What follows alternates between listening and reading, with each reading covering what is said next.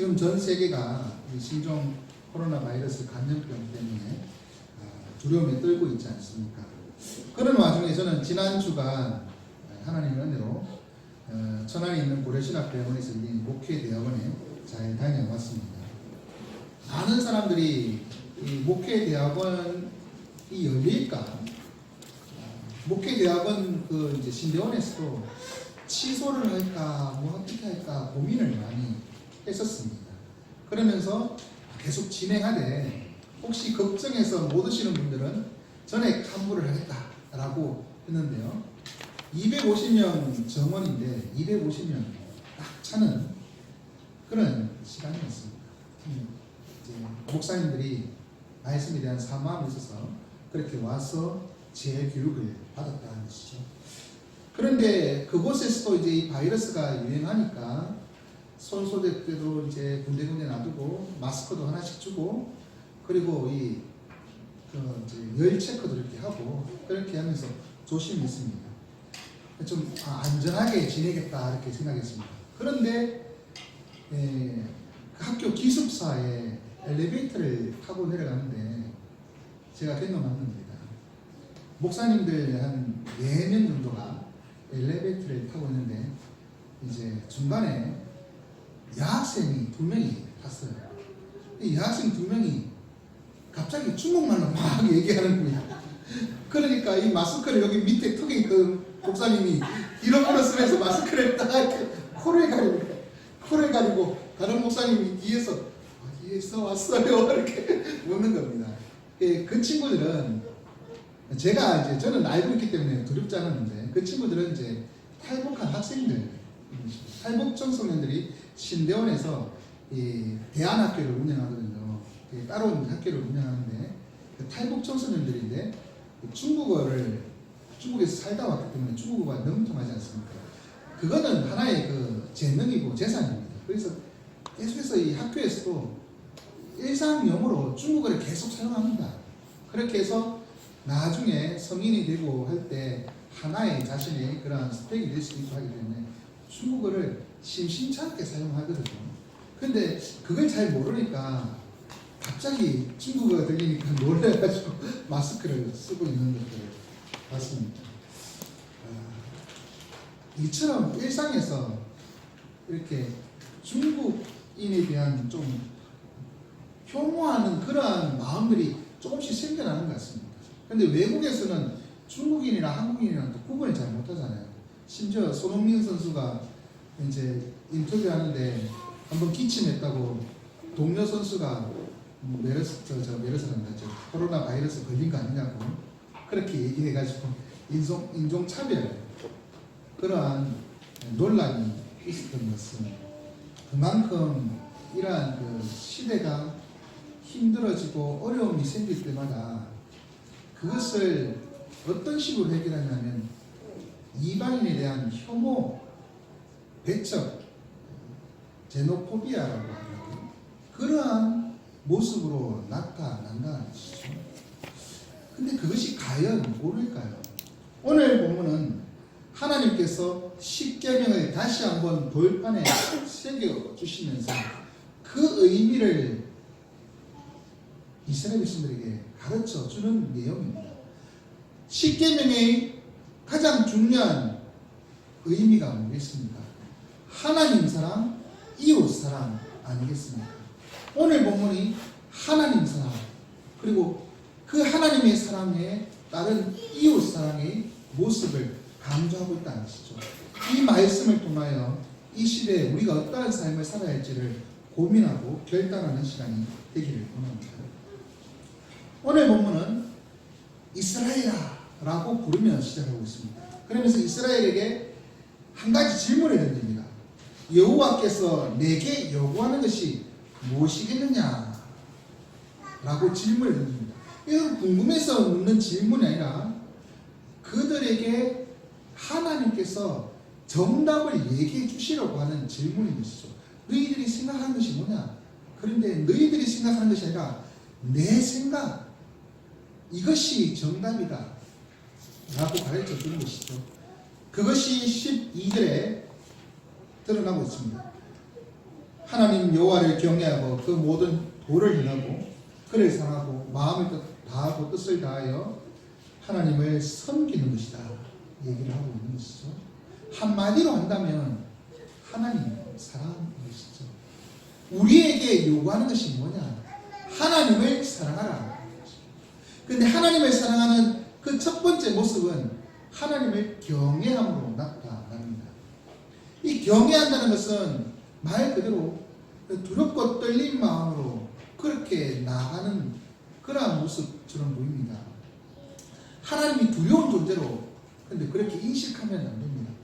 하나님은 우리에게 두려운 존재가 아니라 우리에게 마땅히 사랑과 존경을 받아야 할 뿐입니다. 그래서 하나님을 경외하라 라고 할 때 그 속에는 두려움보다는 존경의 의미가 더 강한 것이죠. 하나님 앞에 전 존경하는 마음으로 사모하는 마음으로 나아가라.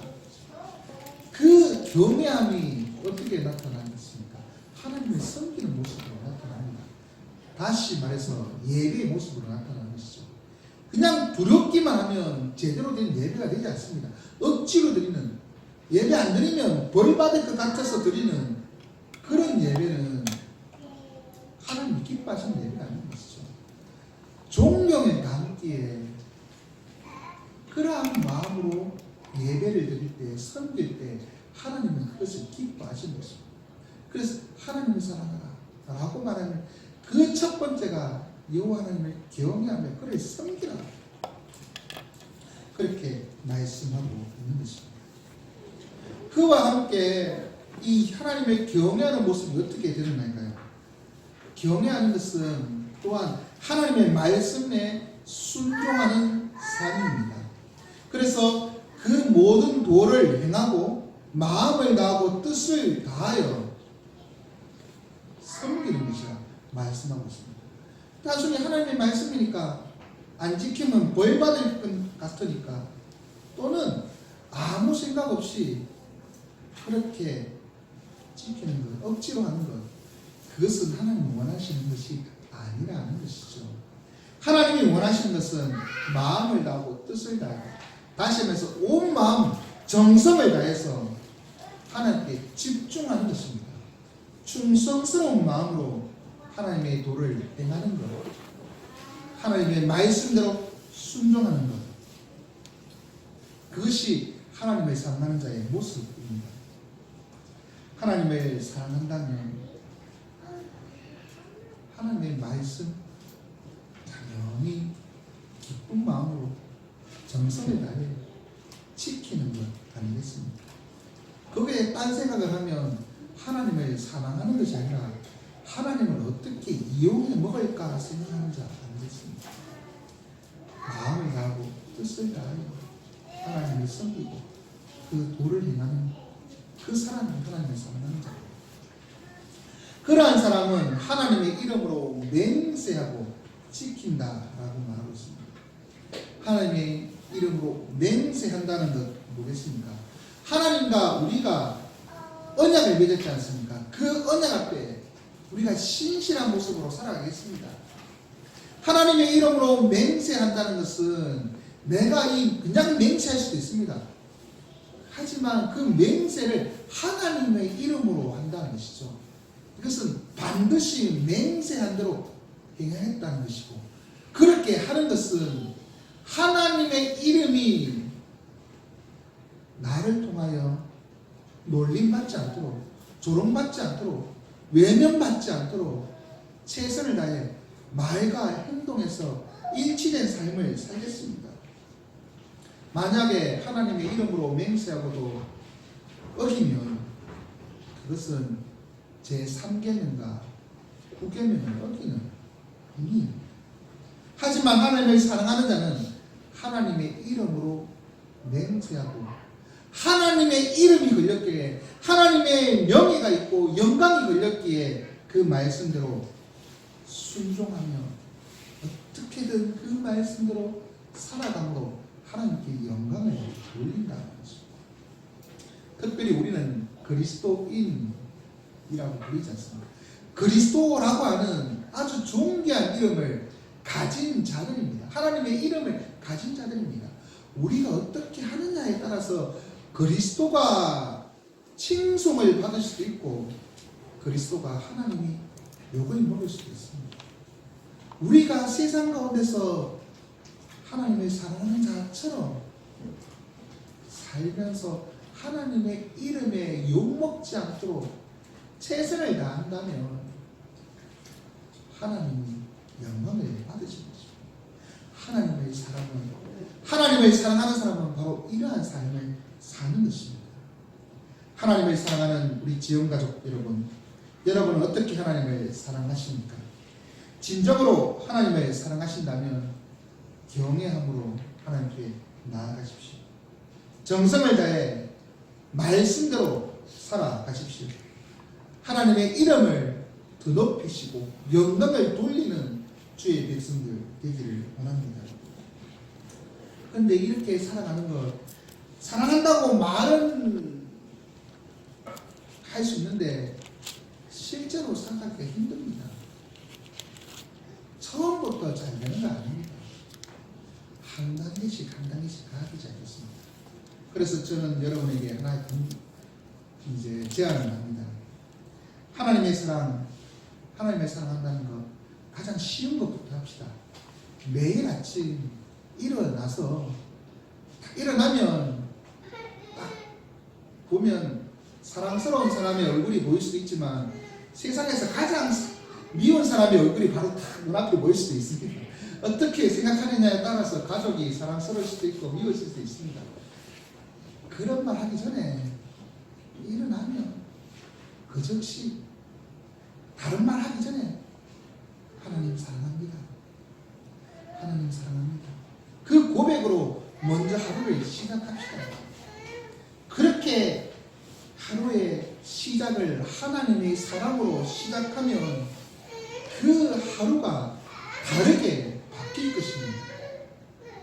그러니 쉬운 것부터 한 단계씩 합시다. 매일 아침 일어나서 첫 마디는 하나님 사랑합니다. 하나님이 우리에게 요구하시는 것이 무엇이냐라고 물을 때 하나님을 사랑한다라고 하는 그 고백과 함께 우리가 하나님이 우리를 먼저 사랑하셨다는 것을 깨달아야 한다는 것입니다. 모세는 하나님이 어떻게 우리를 사랑하시는지를 설명해 주고 있습니다. 그것을 알아야 제대로 사랑을 고백할 수 있는 것이죠. 하나님은 천지 만물을 다 창조하신 분입니다. 하늘과 하늘의 하늘, 땅과 땅 위의 모든 만물들을 하나님께서 창조하셨습니다. 그리고 그의 소유로 삼으셨습니다. 세상에 어느 것 하나 하나님의 것이 아닌 것이 없습니다.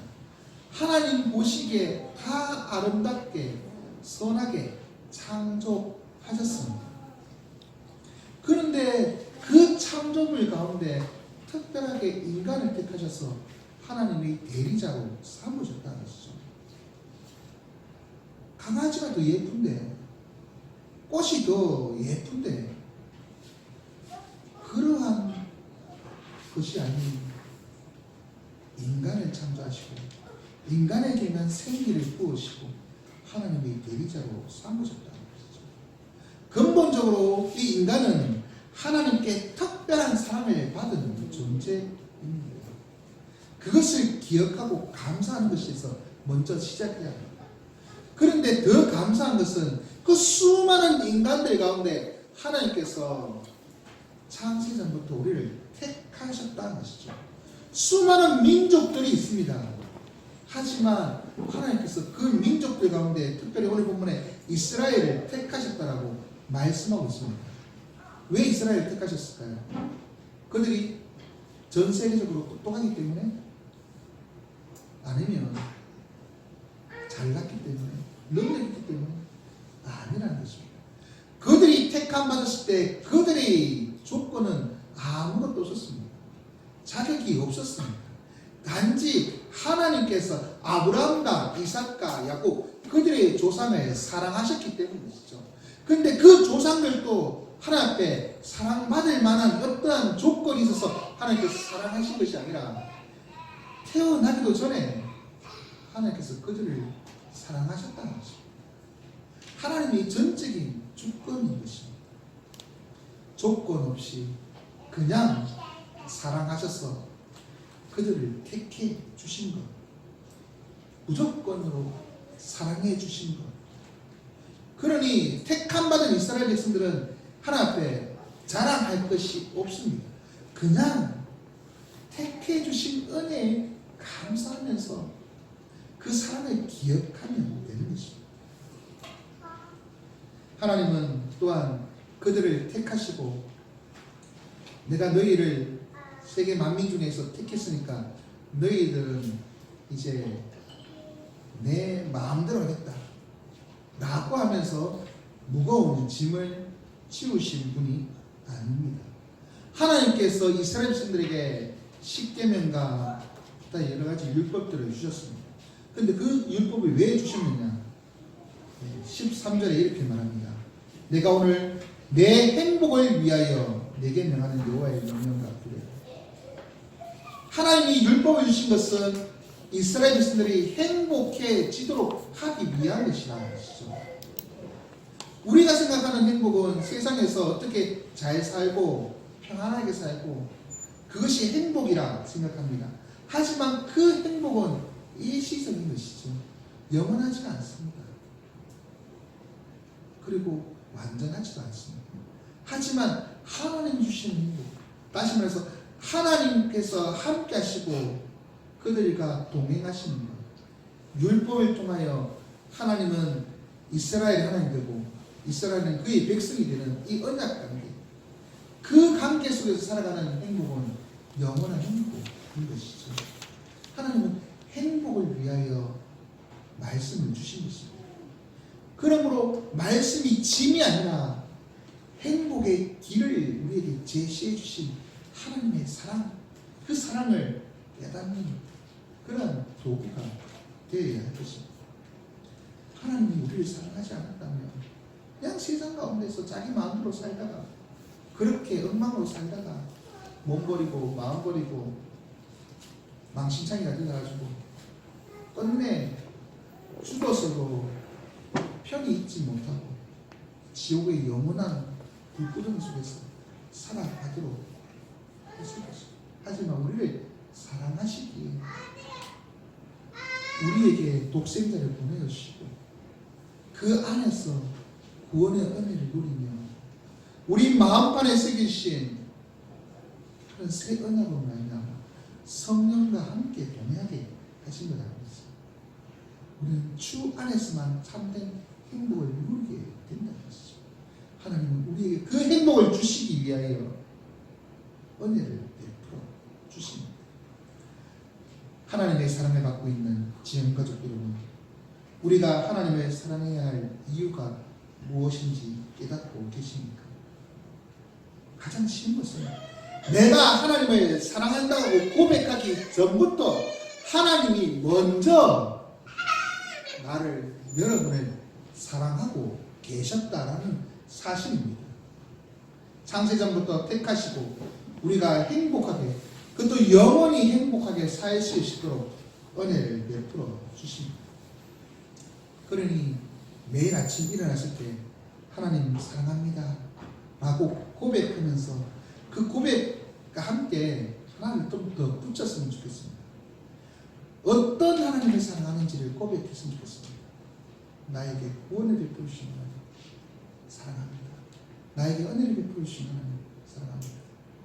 또는 다윗처럼 나의 힘이 되신 여호와여 내가 주를 사랑합니다. 그러한 고백, 하나님의 사랑, 하나님의 은혜를 덧붙여서 매일 아침마다 하나님께 대한 사랑의 고백을 해보십시오. 그렇게 고백하면 고백할수록 하나님이 나를 더 어떻게 사랑하시는지를 더 깊이 깨닫게 될 것입니다. 이렇게 하나님을 사랑하고 하나님이 우리를 어떻게 사랑하는지를 깨닫는 사람은 자연스럽게 이웃을 사랑하게 됩니다. 알겠습니까? 하나님이 우리에게 요구하시는 것 세 번째는 바로 이웃을 사랑하라 하는 것입니다. 하나님의 사랑을 깨닫는 사람은 하나님이 나를 사랑해 주셨다라는 것을 깨달을 때 그 사랑에 감사하게 됩니다. 우리가 매주 고백하는 10계명, 그 10계명의 두 가지 요소가 하나님 사랑과 이웃 사랑 아니겠습니까? 하나님을 사랑하면 자연스럽게 하나님 주신 이웃을 사랑하게 되어 있습니다. 하나님의 사랑을 깨달으면 이웃 또한 사랑할 수 있게 되는 것입니다. 왜 그렇습니까?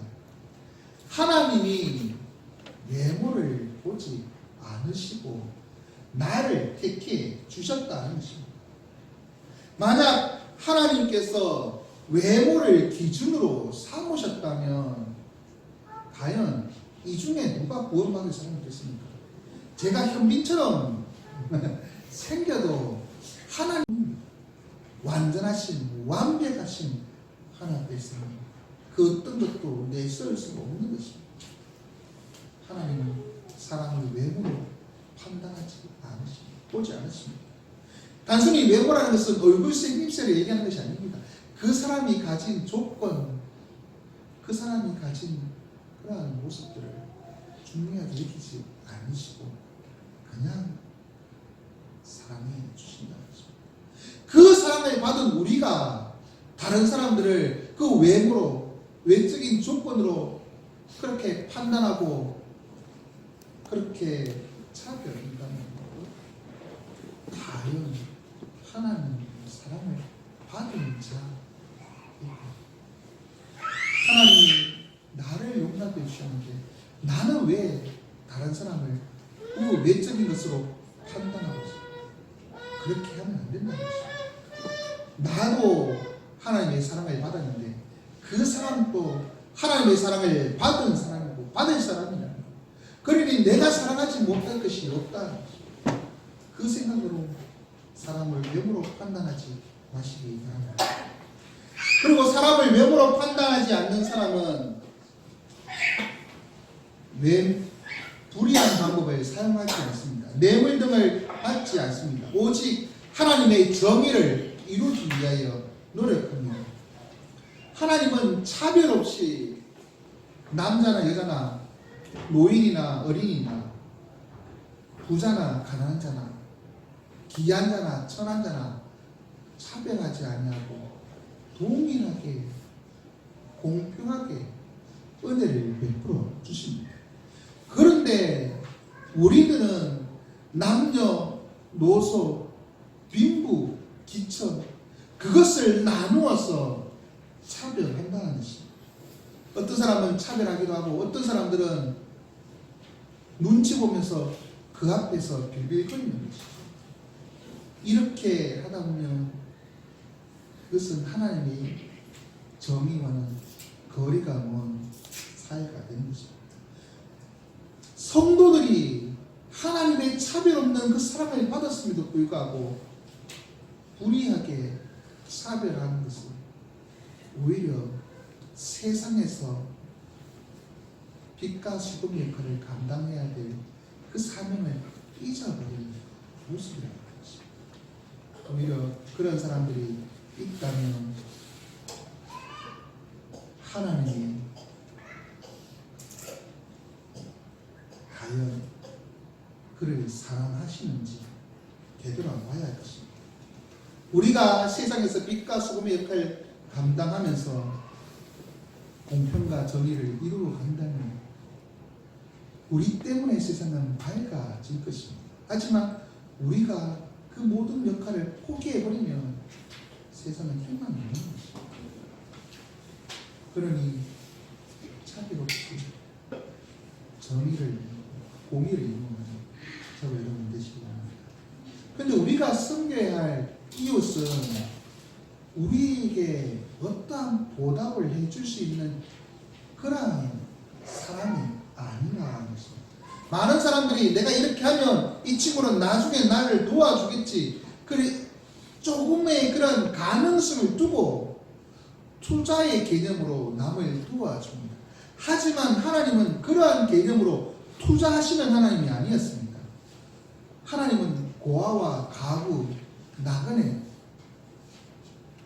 힘도 없고 백도 없고 가진 것 하나도 없는 그 사람들을 위하여 그들에게 떡을 먹이시며 옷을 주시는, 그들을 품으시는 하나님이시라.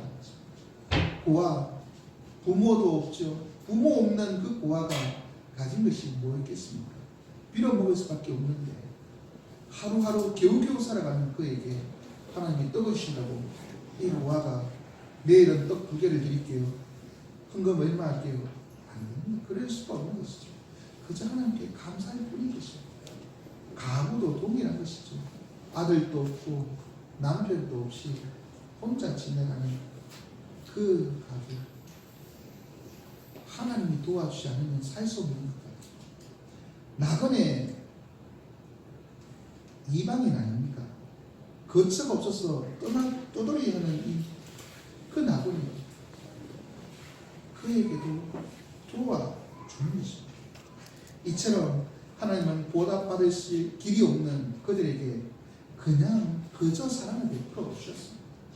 우리도 대가를 바라는 것이 아니라, 보답을 바라는 것이 아니라, 투자의 개념이 아니라 그저 손해가 되더라도 하나님의 사랑을 입었기에 나도 이웃을 사랑하겠다.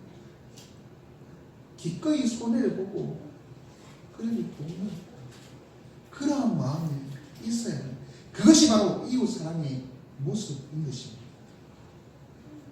하나님을 사랑하고 이웃을 사랑하는 지형가족 여러분, 우리가 사랑으로 섬겨야 할 이웃은 누구입니까?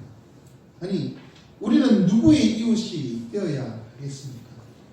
외모나 조건을 보지 말고 한 영혼, 그 영혼이 천하보다 귀하다 생각하십시오.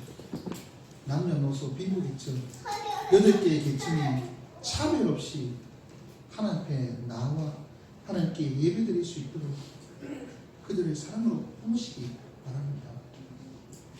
거저 주는 것 같고 손에 있는 것 같지만 그렇게 우리가 이웃을 사랑하면 하나님의 사랑, 그 사랑을 우리는 더 몸소 체험하게 나 같은 사람으로 사랑해주시오.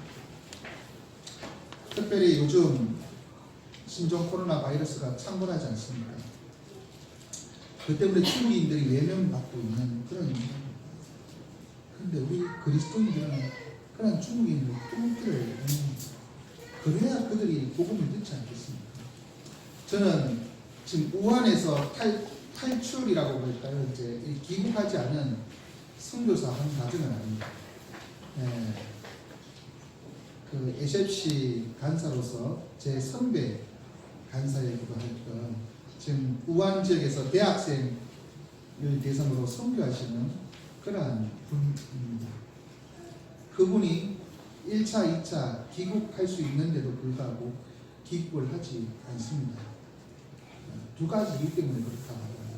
첫 번째는 지금 필리핀에 가 있는 우리 김진호 선교사님도 잠시 한국에 나왔다가 중국으로 들어가니까 중국에서 입국 거부를 해가지고 추방되거든요. 그래서 정식으로 추방 아니기 때문에 중국 정부가 왜 그 사람들로부터 이제 이 손가락질 받지 않도록 하기 위해서 출국한 사람이 귀국할 때는 귀국을 못하도록 막는 제도를 많이 사용한다고 합니다. 근데 그것도 추방이죠.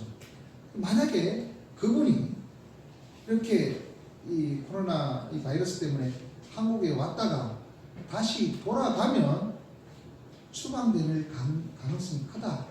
그래서 가지 않겠다.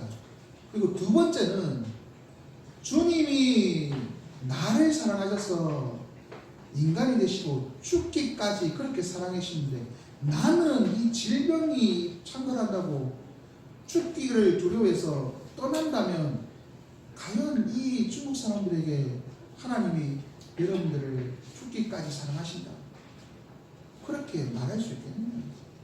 나는 이들과 함께 하겠다.